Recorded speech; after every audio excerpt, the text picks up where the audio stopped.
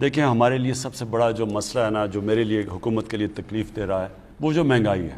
اب مہنگائی کئی وجوہات سے ہیں۔ ایک ہے کہ آپ کی امپورٹس، جب آپ چیزیں امپورٹ کرتے ہیں کھانے پینے کی چیزیں، تو جب ہمارا پریشر پڑا اور روپیہ نیچے آیا، اور روپیہ کیوں نیچے آیا؟ کیونکہ ہمارے پاس اتنا بڑا خسارہ کر کے چھوڑ کے چلے گئے، جس کو کرنٹ اکاؤنٹ کہتے ہیں، یعنی ڈالرز ہمارے کم ہو گئے ملک میں، اس کی وجہ سے روپے گر گیا، ڈالر کی قیمت اوپر چلی گئی، ساری چیزیں مہنگی ہو گئی۔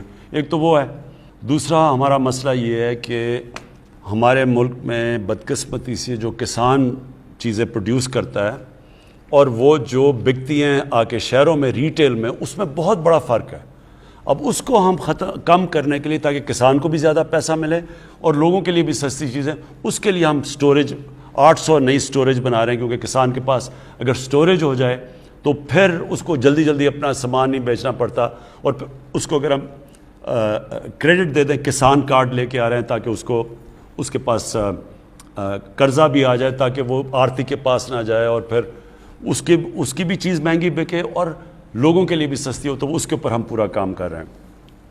لیکن میں اس کے باوجود آپ کو کہنا چاہتا ہوں، یہ میرے پاس ٹیبل ہے، دنیا میں جتنے بھی ملک ہیں آج، اس کی پوری لسٹ میرے پاس ہے۔ اس میں آپ یقین کریں کہ آج جو سب سے سستا ملک دنیا میں، وہ کون سا ملک ہے؟ وہ آپ کا پاکستان ہے۔ اس وقت ہمارا ملک دنیا میں سب سے سستا ہے رہنے کے لیے۔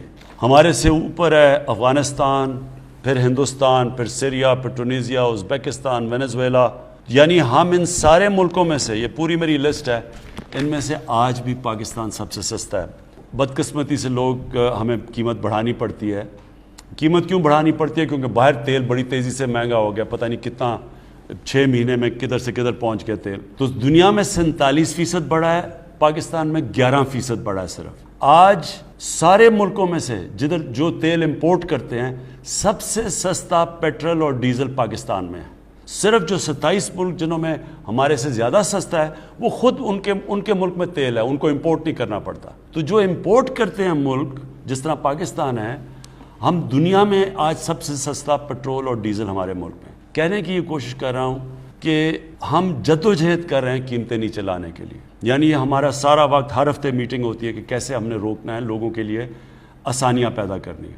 اور آخری بات یہ کہنا چاہتا ہوں کہ جو تنخواہ دار طبقہ، اس کو تو واقعی ہٹ ہوئی ہے کہ اگر آپ کی تنخواہیں ہیں تو جب چیزیں اوپر گئی ہیں، تنخواہ دار طبقے کے لیے مشکل وقت ہے، اور ان کے لیے ہم نے ابھی سیلری ان کی انکریز کی ہے، بڑھائی ہے اس باری۔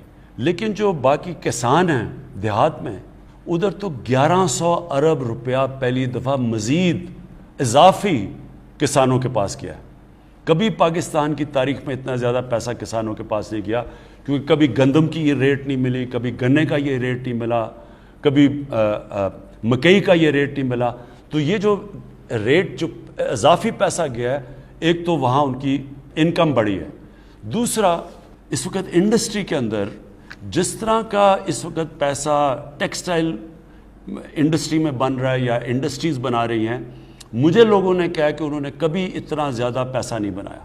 کنسٹرکشن کے اندر جس طرح کی اس وقت آج پیسہ بن رہا ہے، کنسٹرکشن کے اندر جو آج زمین کی قیمتیں چلے گئی ہیں، پلاٹس کی اور گھروں کی، یہ بھی کبھی کسی کے پاس اتنا پیسہ نہیں آیا۔